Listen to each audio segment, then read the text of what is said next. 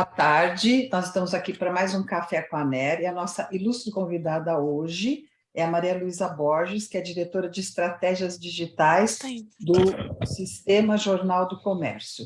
E o interessante é que ela é advogada também, minha colega, né? E é jornalista, enfim. Enfim, o tema da Maria Luísa hoje será jornalistas e metas de audiência. Ela é formada em jornalismo e direito pela Universidade Federal de Pernambuco e mestre em comunicação e tecnologia pela Universidade de Brunel, em Londres.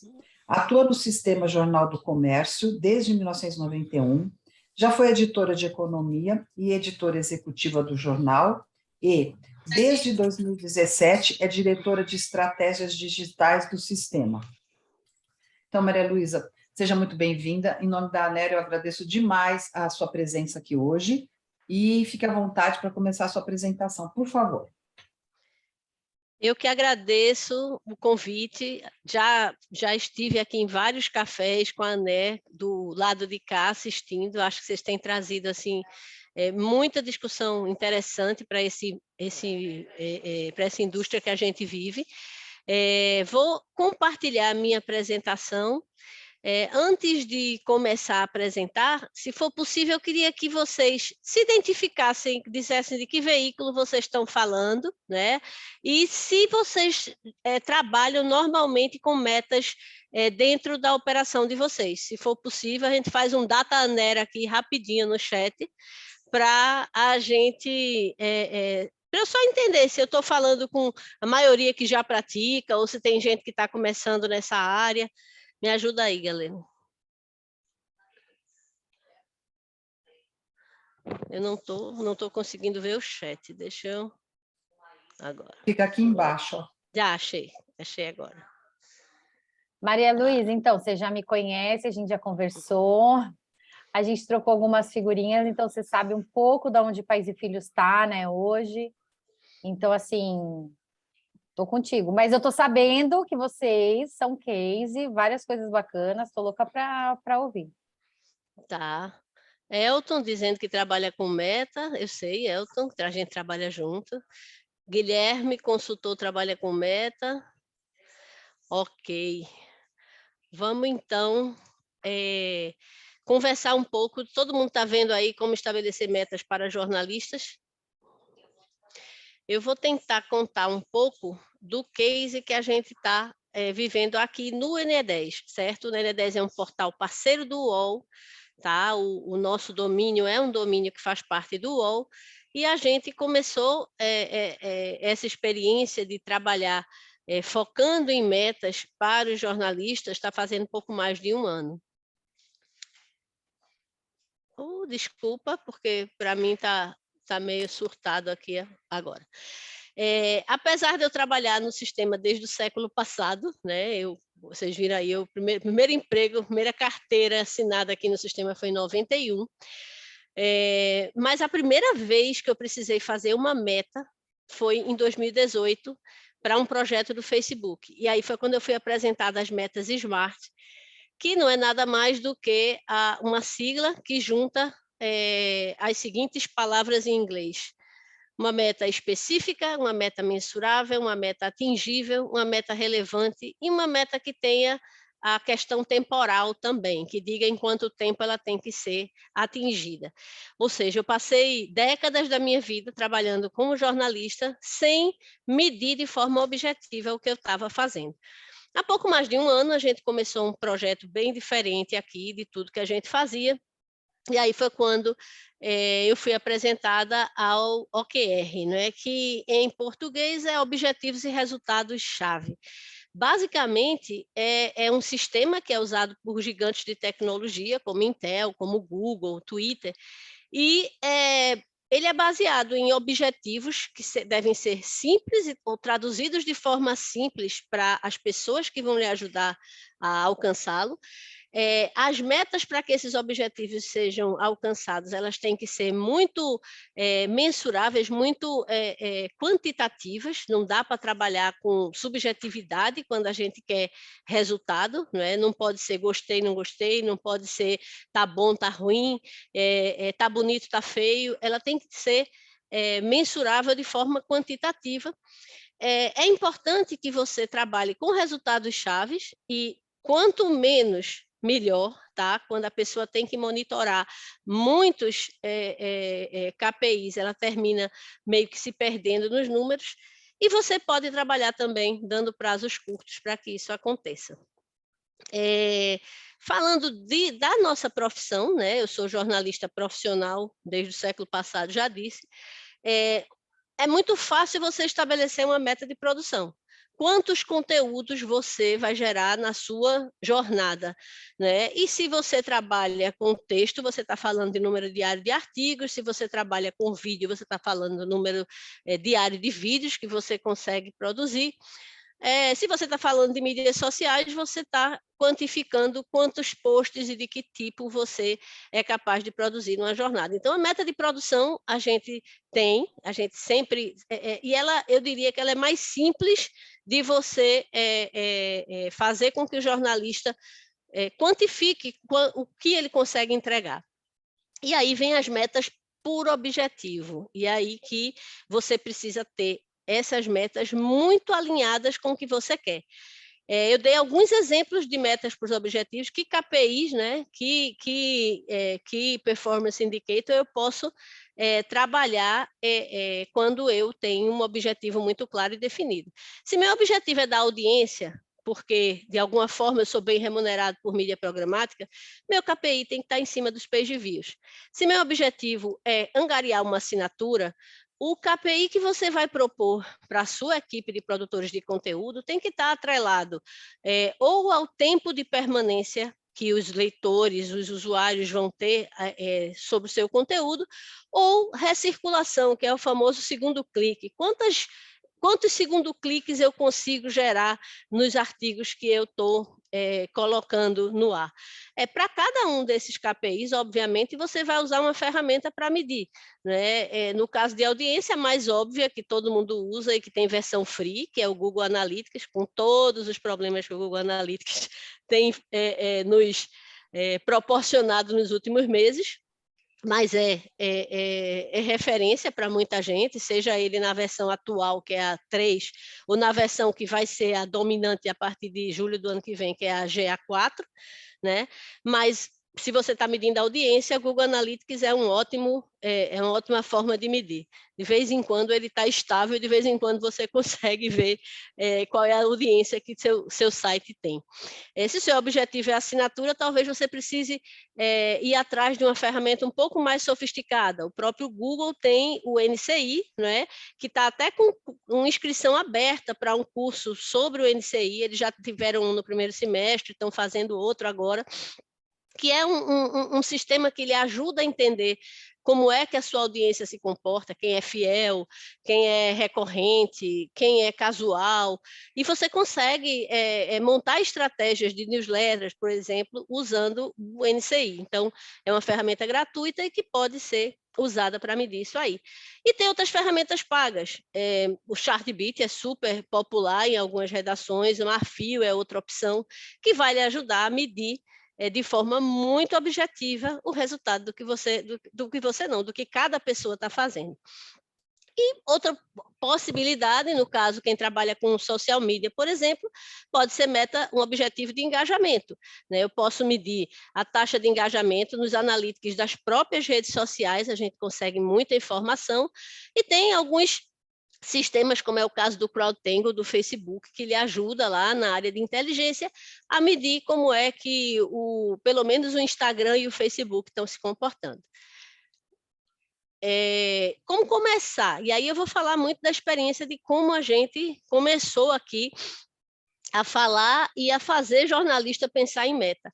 Basicamente, tem que ser uma negociação individual. Então, não existe meta coletiva. Isso foi uma coisa que a gente aprendeu. Então, não dá para dizer, eu quero que meu site tenha X milhão de page views, se você não estabelecer qual é a parte de cada pessoa nessa quantidade, porque termina que alguns fazem muito, outros fazem muito pouco, quem faz muito termina se sentindo meio que carregando quem está fazendo pouco, então não funciona. Então você precisa atribuir a cada pessoa um guião para ela cuidar. Eu costumo dizer que é como se fosse uma grande pradaria, cada um tem um jardinzinho para regar e tem que ser responsável por ele.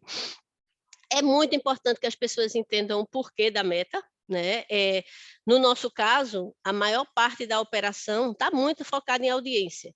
Então, as pessoas precisam entender que a audiência se converte em recurso, se converte em mídia programática, que no nosso caso é operado pelo UOL como parceiro, mas que basicamente a pessoa tem que entender que o objetivo da gente é conseguir, seduzindo aqueles leitores, seduzindo os algoritmos para que eles entreguem aqueles leitores, que eles sejam impactados pelas publicidades que estão dentro dos nossos conteúdos e nos ajudem a chegar no final do mês com os boletos pagos. É importante que essa meta seja estabelecida em curtos prazos e que seja rotineiramente checado, se isso está sendo cumprido, se as pessoas estão dentro do que elas acordaram com você, porque se você deixa, não, você tem que dar X mil page views por mês, mas você passa meses sem voltar, sem retornar, sem ver se aquilo ali está sendo cumprido, sem discutir, sem oferecer ajuda, é muito difícil que a coisa aconteça.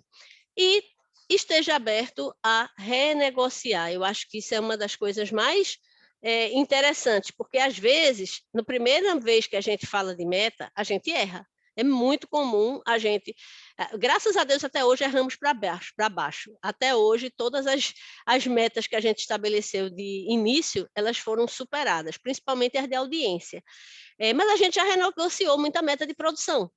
Já houve caso de repórter nos procurar e dizer, eu trabalho com um tipo de conteúdo que requer um cuidado maior.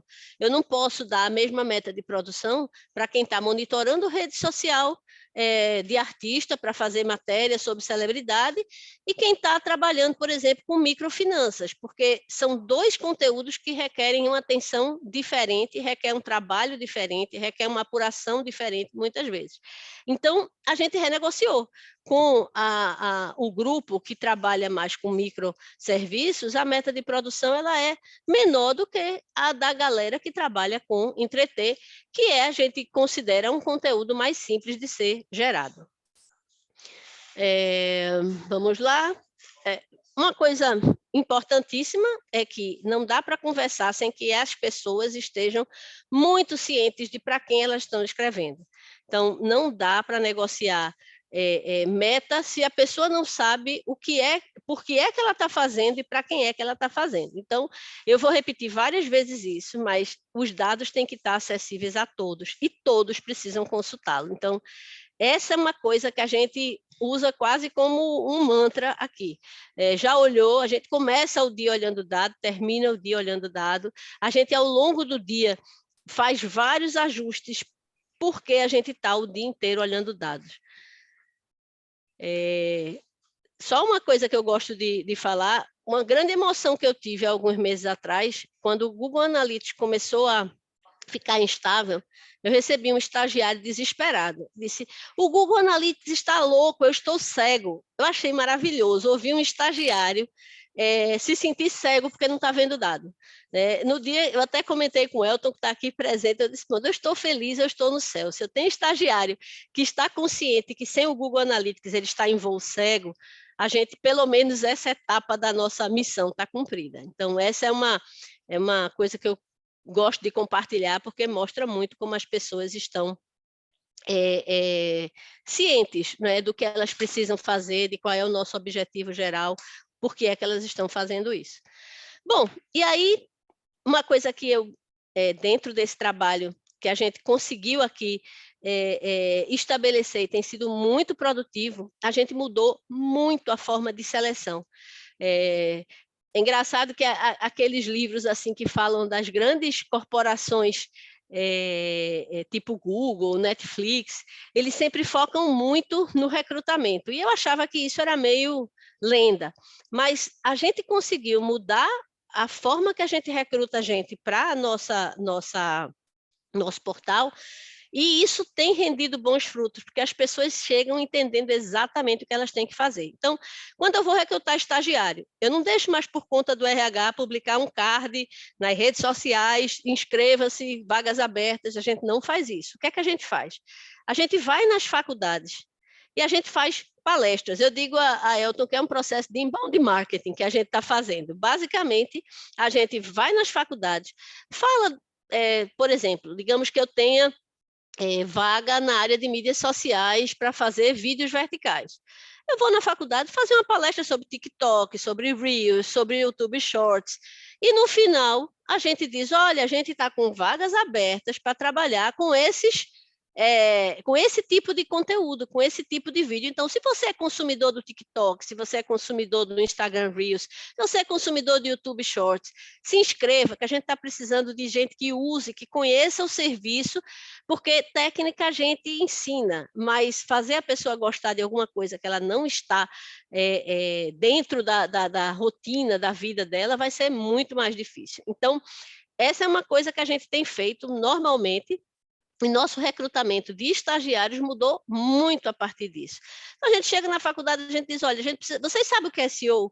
E a gente fala sobre o que é SEO, fala sobre o que é que a gente precisa, o que é que um jornalista nos dias de hoje precisa dominar para estar bem posicionado dentro do mercado, e no final diz, olha, eu estou com vaga aberta na equipe que faz entretenimento, né? Você gosta de monitorar rede social, você conhece ferramenta, você curte entretenimento, você curte os sites de entretenimento, então tem vaga aqui, venha, faça o teste e você pode ser aproveitado. Isso tem dado muito certo, e as 2 últimas levas de estagiário que a gente recebeu foram extremamente diferenciados. Outra coisa que a gente tem feito, isso com os profissionais, é aproveitar aquele período de 3 meses de prestação de serviço, né, que é o limite que o INSS nos permite, e trabalhar com eles desde o começo falando em meta. A gente faz uma meta progressiva. Primeiro mês, 50% do que a gente acha que ele pode chegar. Tem todo um processo de treinamento, tem todo um processo de adaptação que a gente tem que respeitar. No segundo mês, a gente aperta mais um pouco essa meta. No terceiro mês, se o cara cumpriu a meta, a vaga está aberta, a gente contrata. A gente este ano já contratou 2 pessoas desse jeito, né? 2 profissionais que vieram com o objetivo de fazer meta X no primeiro mês, meta X mais 20% no segundo mês, meta X mais 50% no terceiro mês, e elas conseguiram, e as 2 foram contratadas. A mesma coisa, neste momento a gente está com uma pessoa nessa mesma trilha. A vaga existe, mas a vaga vai ser sua se você me mostrar que sabe trabalhar no sistema de meta, que sabe, que entende qual é o objetivo da gente e que vai me entregar o que a gente precisa, né? Vai cuidar do seu jardinzinho para que a plantação inteira esteja bem. Falando de recrutamento, isso aqui foi o roteiro que a gente seguiu, né, desde o início do projeto, né? Nesse ônibus, primeiro embarcou o blog Social 1, que é um blog de celebridade, em maio de 2021. Depois a gente embarcou o blog do torcedor, em outubro do mesmo ano. É importante que se diga que esse primeiro núcleo, né, essa coisa de começar pequeno para depois ampliar, iterar, tudo mais, ela demorou para estar realmente funcionando. É muito difícil fazer as pessoas entenderem que existe uma meta a ser cumprida, que existe um objetivo em comum. A equipe teve gente que não se adaptou, acabou saindo no meio do caminho, então a gente precisou recrutar e treinar gente do zero, mas o fato é que em outubro o patamar de audiência daquele produto já estava completamente diferente do original. Em novembro, os sites da TV e da Rádio Jornal entraram no bonde. Em fevereiro deste ano, o NE10 Interior, que é a parte do nosso portal que cuida das operações que a gente tem no interior, né? O Sistema Jornal do Comércio, ele tem rádios, ele tem TV no interior. Em junho, agora recentíssimo, o blog de Jamildo entrou no bonde, E, a partir deste mês, a gente está testando a mesma lógica em alguns setores do JC, que é o jornal, que é a nossa marca mais antiga, né? Um jornal com mais de 100 anos de história. Uma coisa que eu acho também é muito importante ficar na cabeça da gente é que meta precisa ter consequência. Em alguns casos, são consequências boas, em outras, elas precisam resultar em algum tipo de mudança. Então, acompanhamento de meta tem que ser rotina, né? O seu produtor de conteúdo ele tem que diariamente estar prestando atenção ao que ele está fazendo, se ele está chegando no final do dia entregando algo que em projeção vai lhe colocar dentro da meta estabelecida. Então, essa é uma preocupação que tem que ser diária do produtor de conteúdo e tem que ser rotineira com checkpoints para quem está na gestão desse conteúdo. E aí eu, mais uma vez, foco dados. As pessoas precisam ter acesso aos dados. Não dá para dados ser segredo de polichinelo. Você tem que ter acesso a seus dados e você tem que ter acesso aos dados dos seus colegas também. Você tem que saber aonde você está posicionado dentro da organização. Porque você também já está sabendo que as metas e o não cumprimento das metas, elas têm consequências. Então, premiar é ótimo reconhecer, é ótimo dar parabéns, gerar pequenas conquistas, comemorar as pequenas vitórias, é muito legal valorizar. Eu me lembro que em janeiro desse ano, eu cheguei para uma repórter que nem está mais aqui, ela foi fazer intercâmbio no exterior, cheguei com uma caixa de chocolate para ela. Ela ficou tão emocionada, disse, mas por que eu estou recebendo chocolate? Eu disse, porque você arrasou, o seu mês de janeiro foi maravilhoso. E eu vinha passando, tem um supermercado aqui próximo, eu disse, eu vou comprar uma caixa de chocolate para ela. E eu comprei e eu dei a caixa de chocolate. E basicamente, assim, não houve nenhuma cerimônia, não houve nada, mas eu acho que aquela pessoa, ela nunca tinha sido, digamos assim, reconhecida pela aquela jornada que ela estava, aquela entrega altamente diferenciada comparativamente com os demais. E quando eu falo de ter consequências que também nem sempre são boas, né, a gente precisa mudar aquelas pessoas que não estão dentro do projeto. Elas existem. A gente estava fazendo uma conta ao longo de maio do ano passado para cá, cerca de 8% da equipe foi substituída. É muito pouco. E são substituições muito pontuais, mas que elas servem para que as pessoas que estão se sentindo, às vezes, até carregando os outros nas costas, sejam reconhecidas também. É importante que as pessoas saibam que o esforço dela está sendo compensado, e muitas vezes o esforço dela significa a acomodação de outro. Então, é importante que a gente tenha esses checkpoints e que a gente tenha consequências. Vamos mostrar coisas boas. Isso aí foi uma celebração que a gente fez em março, a gente vinha há 3 meses batendo e superando muito a meta, então, uma das nossas editoras executivas intermediou aí esse passeio de catamarã. Isso aí é a equipe do digital. Eu fiquei do lado de fora esperando, porque eu fiquei morta de medo. Eu disse, meu Deus, se tiver um acidente, vai-se embora o digital inteiro do Sistema Jornal do Comércio. Mas foi delicioso, a galera curtiu demais. Foi uma semana de resenha nos grupos, de compartilhamento de link, e não foi nada demais. Foi um passeio de catamarã. A gente tem esse passeio, pode ser adquirido a qualquer tempo. Num dia de semana, a gente escolheu aquele dia que geralmente a audiência é mais sacrificada, e a gente fez aquela jogada, né? Quem estava largando no final da tarde, largou um pouquinho antes, e quem estava pegando no começo da noite, pegou um pouquinho depois. A gente ficou com um hiato de umas 2 horas aí sem postagens. Não alterou em nada o nosso resultado final. Aqui do lado, vocês estão vendo a premiação que a gente deu no final do quadrimestre. Os maiores produtores de conteúdo ganharam um vale presente. Foi uma pizza, todo mundo comeu pizza. Os dados aqui são tão democráticos que nenhum dos premiados foi pego de surpresa. Teve gente que disse, em mídias sociais, o pessoal, vai menina, a gente já sabe que é tu, porque todo mundo sabe qual é a produção, o que é que estão fazendo, o que é que está entregando, quem está engajando, quem tá com audiência acima da média. Então, nenhum desses aí foi pego de surpresa na na hora em que recebeu um reconhecimento pelo que estava fazendo.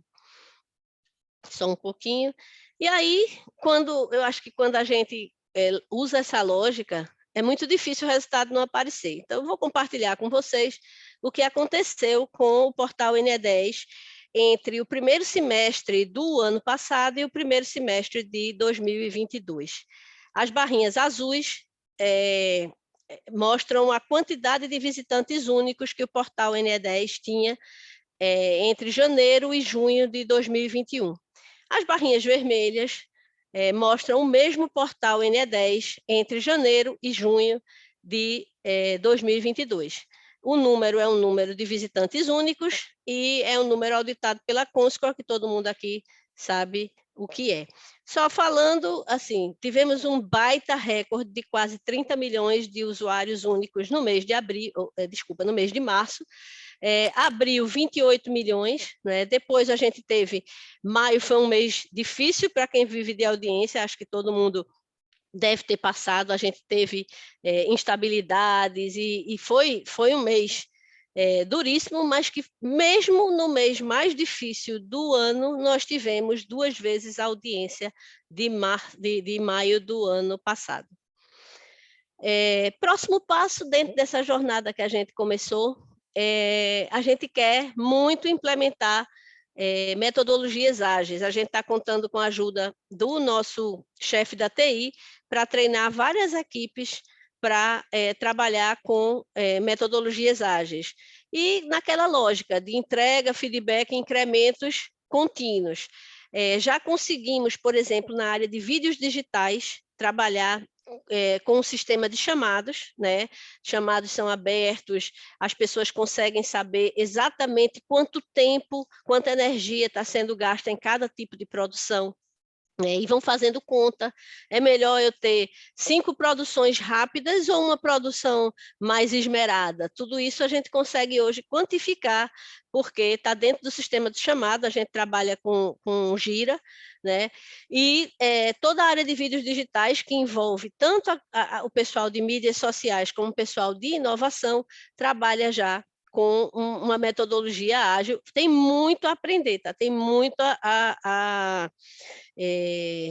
como é que eu diria, aperfeiçoar, mas só o fato das pessoas estarem percebendo a importância de ter o chamado, o monitoramento do chamado, o relatório final da produção, isto aí está sendo muito pedagógico e para a gente aprender aonde concentrar a nossa energia. Também temos um piloto na área de SEO, que está, assim, eu diria que menos desenvolvido que na área de vídeos digitais, e a gente tem projetos de sustentação, a gente permanentemente tem gente olhando como é que está o comportamento da programática, como é que está, sei lá, determinada área do site que não está respondendo, ou precisa ser retirada ou aprimorada. Então, permanentemente a gente tem dailies com a TI, 2 dailies diários, um focado em conteúdo e outro focado em mídia programática. Eu acho bem importante isso aí, acho que a gente tem que dar crédito, né? Nada disso aí é feito por uma pessoa só. Então, a gente tem realmente uma sintonia hoje muito grande. E aí eu botei vários nomes aqui e eu quero dizer que essa lista não tem 10% de quem... Tá, 20% talvez de todo mundo que merece crédito por esse trabalho, né? Então, eu citei aí especialmente Guilherme está trabalhando com a gente desde maio do ano passado, foi o primeiro input lá do Social 1, começou a partir desse trabalho que Guilherme tem feito conosco. Wagner é diretor administrativo financeiro, gente, mas eu costumo apresentá-lo como meu fiador. Eu nunca vi ninguém fazer poesia com planilha. Wagner faz milagre com planilha. Então, a gente consegue, por exemplo, remanejar áreas, a gente consegue... É muito dinâmica a forma como a gente trabalha hoje. A gente não tem, eu diria que nenhuma área está cristalizada, não tem nada escrito na pedra. E Wagner nos ajuda a fazer remanejamentos de energia e de esforços de uma forma assim, impressionante. Gosto demais também de citar Vladimir. Vladimir é outro que também faz poesia com planilha, é nosso diretor executivo e diretor da área comercial. Elton Ponce, que está aí caladinho, gestor do NE10, é outra pessoa que eu não poderia deixar de citar. Moisés Falcão, eu sou suspeitíssima para falar, é o nosso gestor da área de TI, é alguém assim com quem foi muito engraçado o processo de aproximação de conteúdo com a TI, porque a gente adora reclamar de TI, né? Mas quando a gente começa a reconhecer os próprios erros, e nós temos vários, nós somos extremamente ignorantes e arrogantes, a gente começa a ter uma relação muito boa. Então, eu acho que a relação com a TI hoje é uma das maiores conquistas desse processo. A gente tem uma TI extremamente parceira, mas por quê? Porque eles hoje entendem demais o nosso lado e eu tenho um profundo respeito com as soluções que eles trazem. Eles geralmente sabem muito mais do que nós jornalistas, então, muito respeito à TI. Incluir Rafael, que é o meu coordenador da área de mídias sociais, nem sei se ele está aí, ele tinha outra reunião, talvez não esteja. Giliardi, coordenador de inovação. Mirela, que é a pessoa responsável pelo blog Social 1, o primeiro piloto lá da gente lá atrás. E Giovana Torreão e Tiago Wagner, que são editores de site. Então, assim, isso é apenas uma parcela da quantidade de gente que está envolvida nesse projeto, que eu tenho muito orgulho e eu fico muito feliz de ver como as pessoas entenderam a lógica. A gente, basicamente, monitora 2 indicadores, um indicador de produção e um indicador, um KPI de performance, que no nosso caso é page views, e o fato de ser simples ajuda muito a gente a ser entendido e fazer as pessoas aderirem. É isto. Estou aberta aí, quem quiser perguntar, fique à vontade. Maria Luísa, a gente já tinha aqui, eu acho que nós já temos, o Igor. Boa tarde. Como fazer um monitoramento individual, sendo que lidamos com funções diferentes na redação, como editor e repórter, por exemplo? Tá.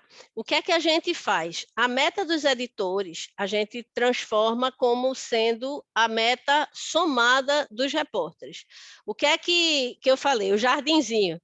Digamos que o editor tem uma gleba e ele divide aquela gleba em pequenos jardins. Então, o editor da área de esportes, por exemplo, ele tem 10 produtores de conteúdo sob a coordenação dele. A meta dele é a soma da meta de todos os produtores de conteúdo.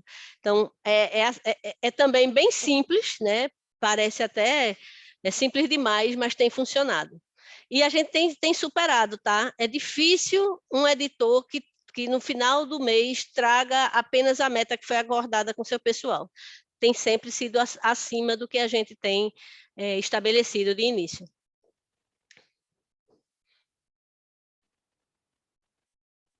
Igor, tá bom para você? Quer perguntar mais alguma coisa?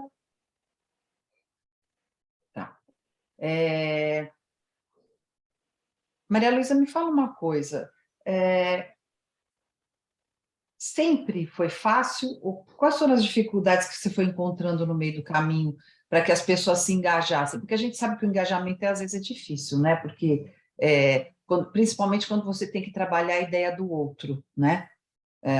Quando a ideia nossa é ótimo, maravilhoso. Agora, quando a gente tem que trabalhar a ideia do outro, o engajamento sempre é mais difícil. Qual é o segredo aí para o engajamento? Segredo. Eu acho que a conversa individual é um ótimo ponto de partida, né? Primeiro, você tem que estar muito convicto de qual é o seu objetivo, e você tem que deixar isso muito claro. Então, a gente costuma ser muito transparente, inclusive para as bases. Por exemplo, quanto a gente está fazendo de mídia programática, não é um segredo de polichinelo, que só quem sabe é a alta direção executiva da empresa.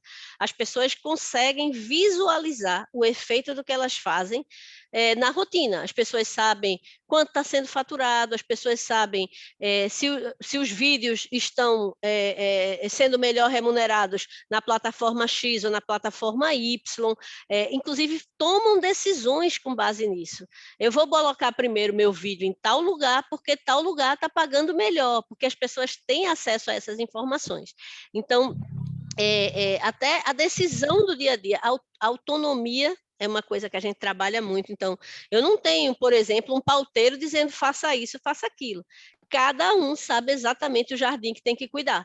Então, nós segmentamos, nós temos uma vertical trabalhando com esportes, nós temos uma vertical trabalhando com entretenimento, nós temos uma vertical trabalhando com serviços, onde entra a parte de finanças, microfinanças, tudo mais, e notícia também.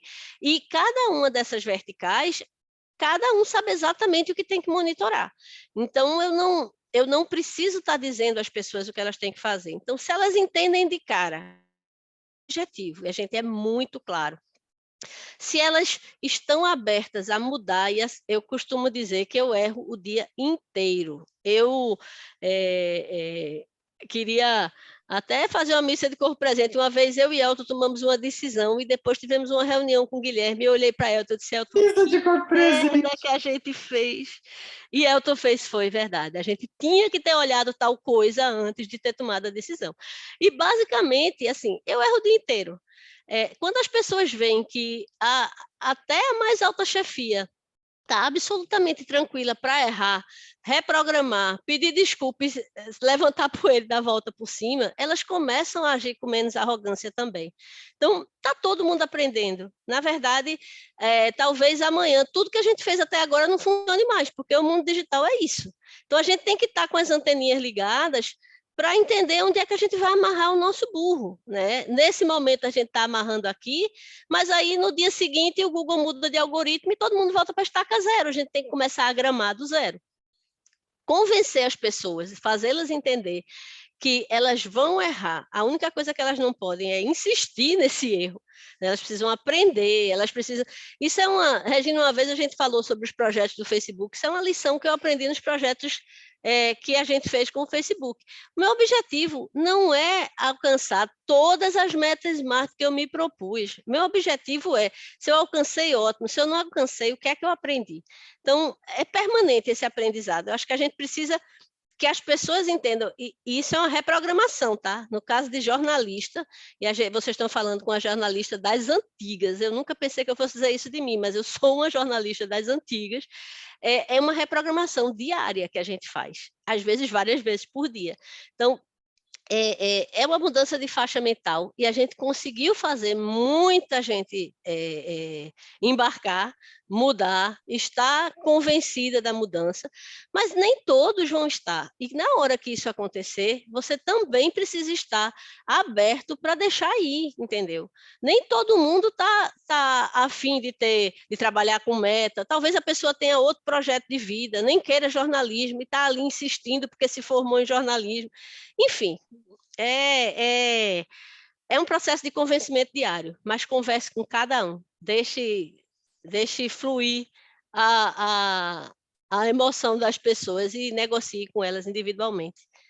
Andressa está com a mãozinha levantada. A gente está... Não, peraí, eu tenho aqui no chat o José Borel e o Igor, os dois estão fazendo 2 perguntas que eu vou jogar numa só e aí você já mata.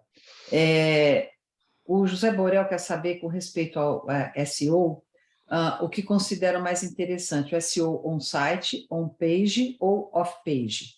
E o Igor quer saber se o JC trabalha com paywall ou assinatura digital ou todos os conteúdos são abertos. Ok, vamos lá. SEO, a gente tenta abordar todas as possibilidades, tá? Não adianta fazer SEO de conteúdo e você não ter a galera técnica ali do seu lado corrigindo os erros que aparecem todo dia. Às vezes, quando a gente menos espera, um site está zerado de erro e no dia seguinte vem uma pancada que você não sabe de onde surgiu, porque o robozinho do Google às vezes faz isso com a gente. Então, eu acho que técnico e conteúdo têm que andar juntos, não dá para fazer um sem fazer o outro, tá? Não adianta também você ter um site de altíssima performance se seu conteúdo não estiver otimizado para ser bem recebido pelos mecanismos de busca. Então, as duas coisas. Sobre o off-page, o trabalho de link building, principalmente, é uma coisa que a gente está começando agora. Tá? O que é que a gente tem procurado fazer na área de link building? Sempre que a gente detecta uma cópia, a gente faz contato com o site que copiou a nossa informação e pede a eles para dar o crédito. Basicamente, me dá um link do follow, porque a gente sabe que, no longo prazo, isso vai nos ajudar. Então, é como a gente tem tratado a questão de como abordar o SEO, mas o trabalho do SEO da gente, é bom que se diga, é um trabalho bem recente, tá?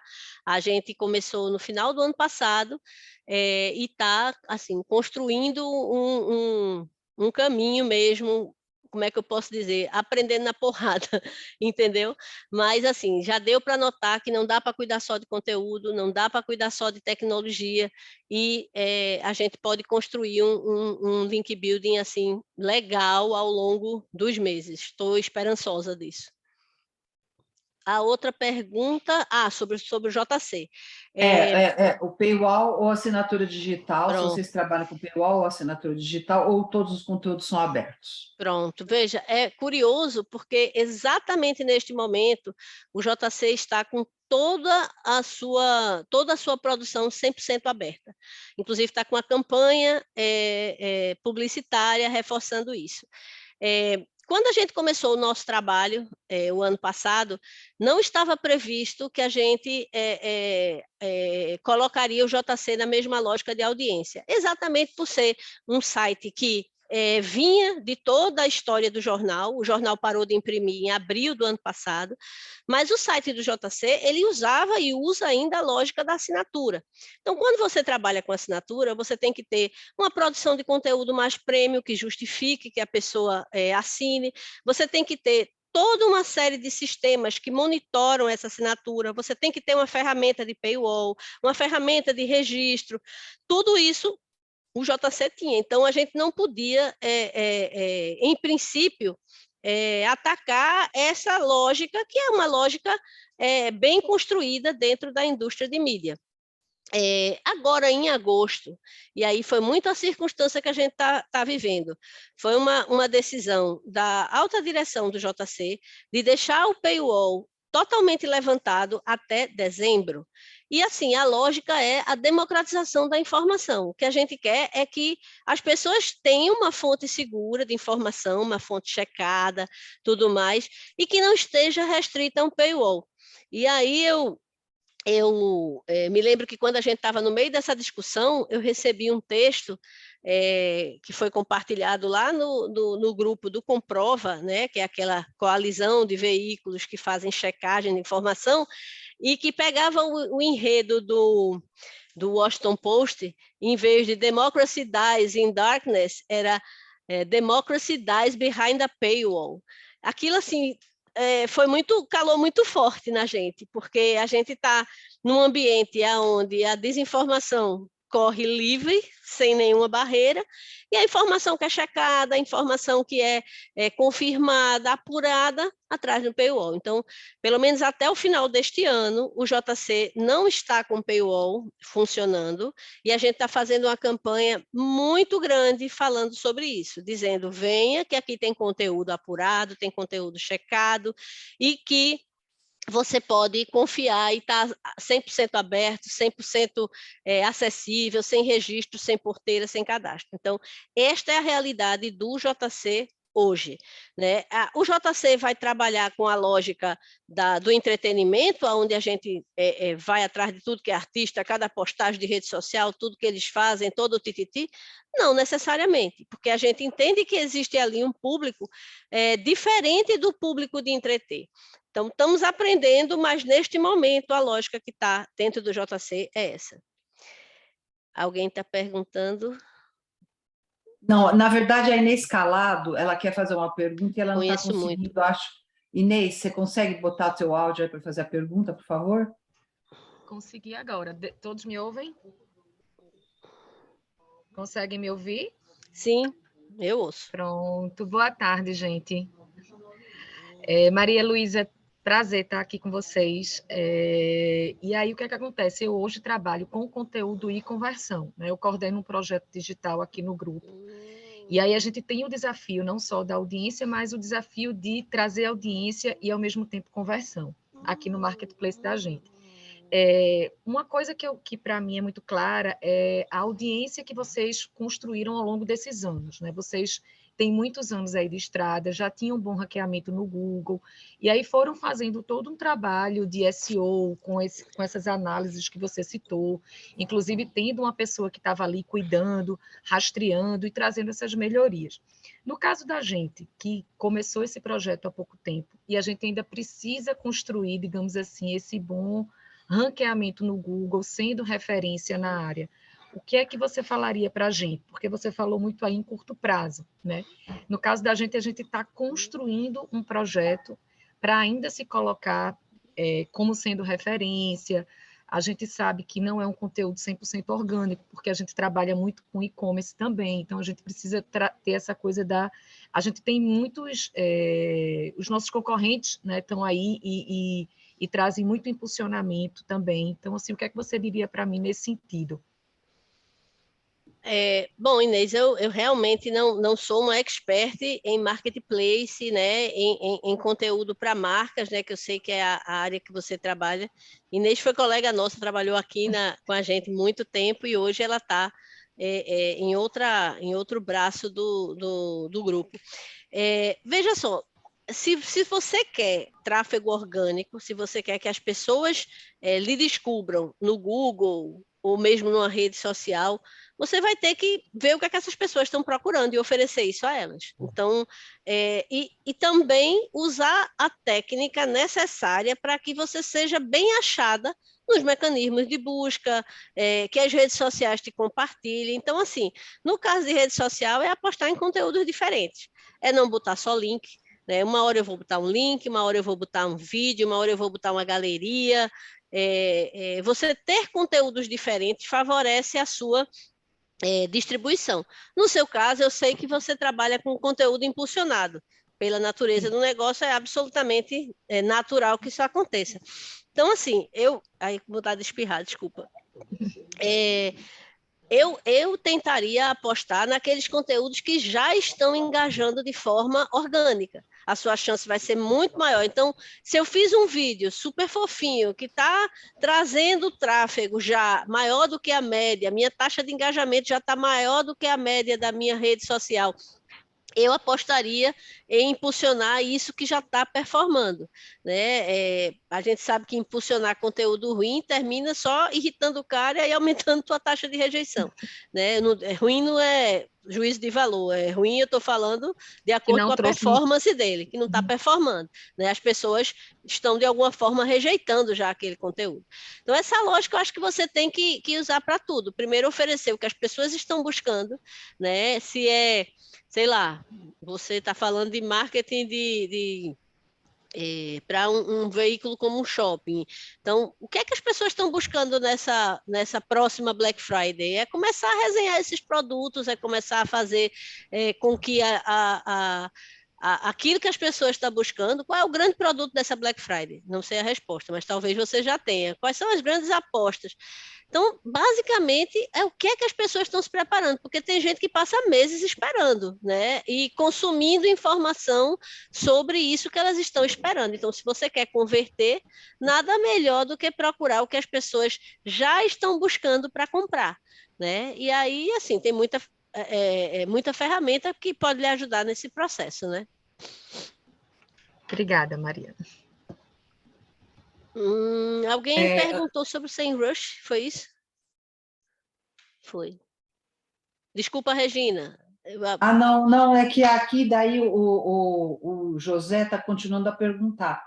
Ele perguntou se no JC o SEO foi feito pelos repórteres e editores ou existe uma equipe técnica para fazer o trabalho, como esta integração? Tá, eu tenho uma equipe à parte, sim, tá? E é uma equipe parcialmente formada por pessoas com formação em jornalismo e parcialmente formada com pessoas com formação de developer, né? De desenvolvedor. Tá? Então, é uma equipe à parte, não é o próprio... Agora, obviamente, que o pessoal de SEO não vai salvar ninguém do purgatório, não, tá? Os meus repórteres, os meus estagiários, eles têm noção do como é que ele vai titular, como é que ele vai desenvolver o texto, que tipo de elementos não pode faltar naquele texto. Tudo isso o pessoal é treinado e a gente faz oficinas regulares que é a própria equipe de SEO que está sempre fazendo esse tipo de oficina. A gente faz online, tá? Até porque a gente tem gente de fora daqui da redação. Hoje nós temos na equipe tanta gente que faz home office quanto gente que vem presencial, né? A equipe está meio que dividida. Eu diria que uns 20% da equipe hoje trabalha de casa. Então, com isso, a gente tem sempre oficinas. Ao longo desse primeiro semestre, a gente fez 3 oficinas de SEO. Quando tem alguma atualização, alguma mudança de algoritmo, a gente sempre escala um dos integrantes da equipe para fazer uma oficina, para que os produtores de conteúdo entendam as novas demandas. Agora, obviamente que a galera que foca nisso aí, depois ela faz uma reanálise, ela está sempre vendo se tem link com problema, se tem algum erro aparecendo. Como é que eu diria? É bem importante, né, que você monitore isso aí. Tem mais pergunta, agora é do Osmar Nunes. O NE10 tem bastante produção de conteúdo local. Tem profissional suficiente para isso ou investe mais em utilizar material de agências? O que dá mais resultado? O Osmar, ele é do jornal Moarama Ilustrado, lá do Paraná. Osmar, na verdade, a gente, só uma parcela do nosso conteúdo hoje é conteúdo local. Porque quem trabalha com entretenimento não vai sobreviver se não falar de Anitta, não é mesmo? Então, a gente fala de entretenimento para o Brasil todo e até para o exterior. A gente fala sobre futebol do Brasil todo e até do exterior. Temos uma parcela de conteúdo local, sim, mas a gente tem um radar para tudo que está acontecendo no país. Sobre o uso de conteúdo de agência, nós usamos sim, mas não é a principal fonte das nossas notícias. Tá? Usamos. Hoje a gente trabalha com a agência France Press, né, que é muito boa por conta do banco de imagens e de vídeos que eles têm, e isso faz muita diferença quando você tem conteúdo internacional desse tipo, né? E a gente trabalha também no nacional com a agência Estado, né, que fornece, que a gente também usa conteúdo delas para dar principalmente política, Brasília, São Paulo, mercado, coisas mais gerais, tá?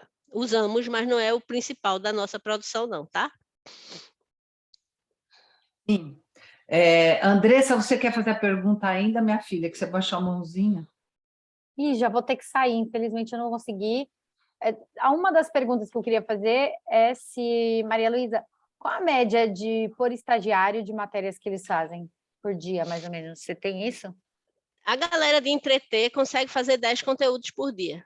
Tá bom. Tá? Que eu diria que é o mais fácil, tá?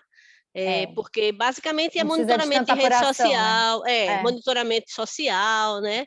É essa média que a gente trabalha. Tem gente que produz menos, mas para as áreas que exigem mais apuração. Tá bom, obrigada. Nada. Alguém perguntou sobre o SEMrush. Eu sei que está terminando o tempo, mas a gente usa sim, tá? A gente usa o SEMrush e usa mais para planejamento de conteúdo,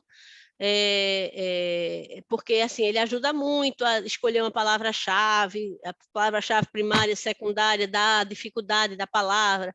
Então, a gente usa muito para planejar conteúdo. Mais alguma pergunta? Então, vou fazer o seguinte. O Igor foi o primeiro a entrar, certo, Igor? Está quietinho. Igor Miller? Sim. Tá bom, então você ganhou esse livro aqui do Maurício de Souza. Olha, que legal. Tá? E melhor é que está autografado, tá? Está autografado com o biduzinho, oizinho lá, tá? A gente está fazendo isso, a primeira pessoa que entra, normalmente a gente está dando o livro do Maurício autografado. Muito Igor, obrigado, eu preciso obrigado. então que você passe para a gente, por favor,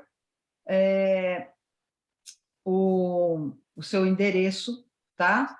Okay. Pode passar para a gente aqui, para a gente poder anotar, por favor, para a gente mandar pelo correio. Peraí, mas a Luciana está perguntando, jornais nichados têm um desafio a mais nesse cenário de transformação digital. Ganhar audiência com este conteúdo mais denso, no nosso caso de economia, deve passar necessariamente por qual caminho? Desculpa, como fazer o conteúdo mais denso engajar? É assim, Tem muita jornais audiência. nichados têm um desafio a mais nesse cenário de transformação digital. É ganhar audiência com esse conteúdo mais denso. No nosso caso, de economia, deve passar necessariamente por qual caminho? Eu acho, talvez, rever a estratégia de conteúdo, porque um conteúdo mais denso, talvez ele funcione mais numa estratégia de assinatura, de oferecer conteúdo premium, mas se seu objetivo é ganhar audiência, você tem que oferecer o que as pessoas estão buscando, e dificilmente um tema hard de economia vai estar no topo do Google Trends. Então, assim, talvez ou você precise rever qual vai ser o seu modelo de negócio, ou você precise rever o conteúdo que vai oferecer, porque, basicamente, a coisa começa a partir do que as pessoas estão buscando, se é a audiência que você está buscando. A audiência que eu falo, volume de audiência, né? Mas se você quer uma audiência mais premium, se você quer oferecer um conteúdo mais diferenciado para um nicho, então você vai ter que ter um modelo de negócio diferente para remunerar a sua operação. Deixa eu ver se tem mais, acho que tem mais mensagem aqui, vamos ver. Ah, não, aí é o Igor passando o endereço. Tem que passar. E agora, a Andressa foi embora, ela devia compartilhar de novo o pedido de voto para ela, né? Então você pede os votos aí agora, uai. Ela está concorrendo ao troféu imprensa. Votem em Andressa. Ou como diz os paulistas, na Andressa, né? Que aqui é em Andressa, lá é na Andressa. Gente, mais alguma pergunta? Está todo mundo satisfeito? Então, depois, aquele outro tema seu, Maria Luísa, a gente marca para uma próxima apresentação. Tá bom, tá certo. Eu quero agradecer demais a sua presença. Você foi extremamente gentil, porque eu catei você no laço e você topou, você veio aqui. Foi uma indicação do Guilherme Ravache, viu? Só para você saber. Quando eu perguntei para ele, Guilherme, me indica alguém, ele falou, chama a Maria Luísa. Jogando no fogo. Não, ele falou, chama a Maria Luísa, que ela é porreta. Essa mulher sabe tudo. É verdade. Ele gosta muito de você, te elogiou bastante. Então, eu vou botar no meu currículo. Mas a gente tem que falar a verdade, ué. Então, em função disso, olha, estão pedindo para você deixar seu contato, Maria Luísa, faz favor. Tá. Eu vou botar aqui meu e-mail, tá? Seu e-mail, tá? Por favor. Pronto, tá aí o meu e-mail, é o meu nome, @sjcc.com.br. Maria Luísa Borges, Luísa com Z, @sjcc.com.br. Certo. Acho que os pedidos estão aqui. Aí o Igor está dizendo obrigado pelo presente e parabéns pelo trabalho de Maria Luísa, quase gaúcha, e demais profissionais envolvidos. Certo. Então, você colocou seu LinkedIn, ótimo. Sim. Então, gente, meu agradecimento a todos vocês, meu agradecimento a você, Maria Luísa. Eu acho que o compartilhar informação é fundamental nos dias de hoje, não é verdade? Os caminhos estão aí, sempre que a gente pode compartilhar, eu acho que vale muito a pena, né? Dividir as ações e os trabalhos bem-sucedidos, né? Então, muito obrigada pela sua presença, em nome da ANER, eu te agradeço imensamente, agradeço a todos, certo? E participem dos cafés. O Herman está querendo perguntar alguma coisa, Herman? Nos 45 do segundo tempo? Gol do Corinthians? Vai, fala aí. Herman? Não, porque ele levantou a mãozinha, né? Então, gol do Corinthians. Fala aí, cara. Você quer perguntar alguma coisa? Chama o VAR. Não, era só para dar os parabéns. Foi excelente, a palestra foi muito boa. Ai, que bom. Então, gente, toda semana, terça-feira, 15 horas, Café com a ANER, tá? É isso aí.